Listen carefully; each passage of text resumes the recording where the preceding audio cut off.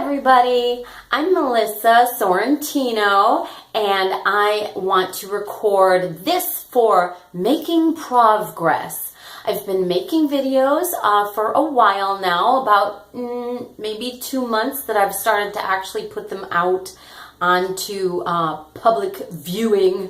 So here we go. I want to just talk for a moment about artistry, being an artist versus not identifying as an artist. Now, clearly, I'm not the knower of all things. I really only kind of know myself, and through expressing myself to you, I want to help you and be on your team to help you discover who you are and what are your strengths, what are your weaknesses. And then, of course, we hammer away at our weaknesses, trying to improve them. But we often do that to the neglect of our wonderful strengths.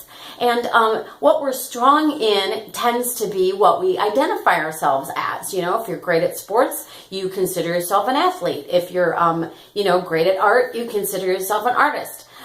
It's really hard for any of us to, if we're humble, to recognize if we're good at something. I mean, I don't even want to use good, great, excellent, whatever, because I don't know if I'm good at anything. I mean, I'm as insecure as anybody, but I do know that I way suck at something relative to something that I suck less at, I happen to know that I would be better at writing a short story than doing a really complex math problem.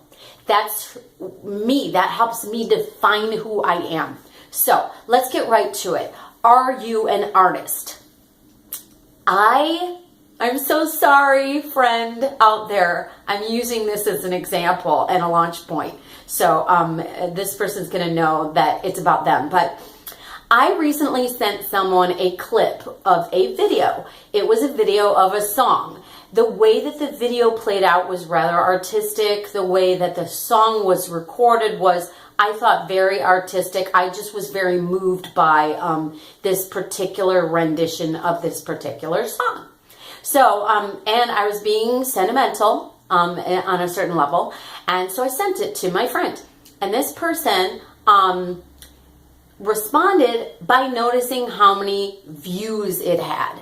Now, it did have a lot of views. I gotta tell you, I didn't even look at how many views there were.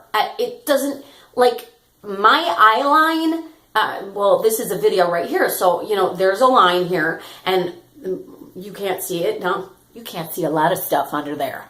Pervs. Under this line are, stats. There's words, there's descriptions. Now, my eye is going to read the descriptions because I'm a reader. I'm a writer. I'm a reader. I love words. But my eye just kind of skips down past the how many views and how many likes and all that stuff. Probably if I'm looking at my own video, I might notice that there's likes or not. But honestly, it's not the first thing that I see. The first thing that I see is the content itself. Now, you might notice if you're somebody that more identifies with the sound of that content, or the visuals of that content, or the structure of the content, or the educational value of the content. All these things, if you take some time, and I'm especially speaking to you folks that might be in your teens and 20s and still trying to kind of find your way and identify who you are. But I identify with you guys so strongly because after my marriage ended fairly recently, for all intents and purposes, I'm kind of only a year and a half into my new who I am journey, because an enormous part of my identity had to do with being somebody's wife. And I was very much aligned with what his projects were and his strengths and weaknesses. I guess I'm a little bit traditional, and, feminists, please don't throw anything at me, but I really did kind of defer. I was your classic sort of a somewhat submissive wife, and that's in no way to purport that, but it's just who I was. It's just kind of what happened. So anyway, I'm just learning my new identity. Anytime you have a transitional shift in your life, maybe a huge death in the family of somebody very close to you, maybe a move, maybe an occupation change, maybe you got laid off, any of those like life-jarring transitional times, sends you kind of back into the womb going, I don't know what I'm going to be when I grow up, or when I get out of here. So, artists, let me just ask you a couple of questions, and then you can take your own answers and you can see what those answers, say to you and what is getting spit out of the other end of that machine when we input this information. Okay.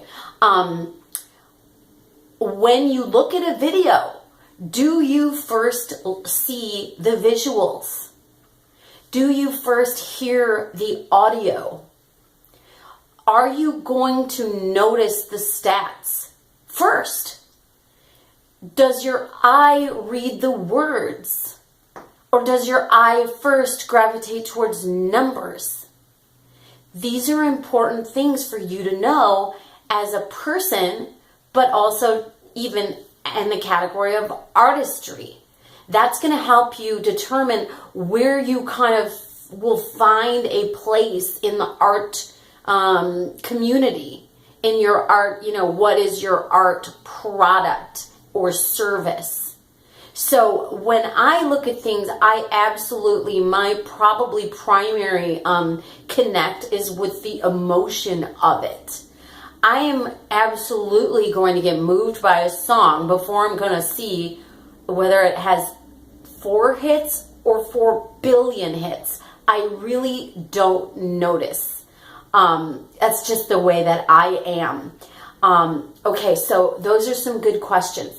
Then I want to actually just talk for a second about Andy Warhol. This is what came to mind. Andy Warhol, this is just my opinion, y'all, but I've done a little bit of research on him. I think he's pretty, was a groovy character. And for me, I have heard people say varying opinions about Andy Warhol. Now, only he would know between himself and him and his maker and whatever he's, was thinking and feeling and doing and what his intentions are. No one's ever going to truly know what is going on inside of any of us except for us. But sometimes even we don't know. So I just want to take Andy Warhol as an example of somebody who is an artist. Now, I think Andy Warhol's art speaks to me, and that is why I consider him to be an artist. I am not as moved by his fame or his celebrity or the way he dressed or the people he hung out with or his reputation or the grandiosity of his reputation or the community that he built, although that does interest me as well. So that's probably the second thing that interests me about Andy Warhol.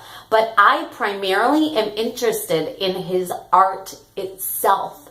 I find it to be humorous and grandiose, and I'm moved by it. I really, really dig it. I like to look at his artwork. If I'm in my home, that's the kind of thing. It's not my favorite, clearly I don't decorate in that way, and I just enjoy it for what it is. I find it entertaining. So, but for me, Andy Warhol's art is not particular to my taste because I don't find it to be highly emotional. Now, somebody else might have a huge emotional response with that excitement of the boldness of the colors, and like that's an emotion that's elicited by Andy Warhol's art. For me, it feels a little bit shallow in that it lacks the depth that I would get if there's a little bit more like darkness or shadows or maybe even realism. Like Vermeer is probably one of my favorite painters of all time, because I just love that there's the brightness of the light, but there's always this kind of like sentimental quality that just really speaks to me. So the art itself speaks its own language. But I believe that if Andy Warhol was not an artist, that he wouldn't have anything to market. He wouldn't have anything to be celebrity about. Now, some people have an opinion about him, or, insert artist here, but he's a very good example, I think, of this, where, I've heard people verbalize that he's like just a scam. that all of his art is like lazy art and it's crap, and that mostly he was just a brilliant marketer. I personally happen to disagree. But he was a great marketer. So just because you're great at one thing doesn't therefore mean that you have to suck at the other thing. You know, my earliest example in the beginning of this video, I have to tell you, I don't suck ass at math. I'm actually probably, I don't know if I'm below average, but I'm definitely average. I might even be a smidge above average when it comes to math. I don't know, but I'm not like I'm great at art, so therefore I suck at math. And that is okay, you guys. Being good at science does not mean that you are a shitty artist. And it doesn't bring your art quality down just because you're good at marketing. It doesn't bring your depth down just because you also are shallow. So I say embrace all the colors that you are, but specifically this video, as I'm bringing it to a close, I want you to really just take a moment to just kind of breathe into that concept of whether or not you really are an artist. Or maybe you love and adore art, but you kick ass at marketing. And there's artists that need you to get that marketing shit done, to help them, and to be able to evaluate their art as being crap or not, or if it touches you. You know, so that's telling and identifying. Don't be afraid to identify yourself. And then the last thing I want to leave you with is this. Don't be afraid to re-identify yourself. It is your life. No one gets it from you. I don't care where you live. I don't care how oppressed you are. I don't care how much you think you can. But within whatever, confines that you're in, you are you as much as you can do to be yourself. Be it. It is so satisfying. Okay, I hope this is helpful to you folks who are artists. I hope it's helpful to people who identify as non-artists. All of you guys are awesome, and I really appreciate your time and attention today. Okay, take care. Bye.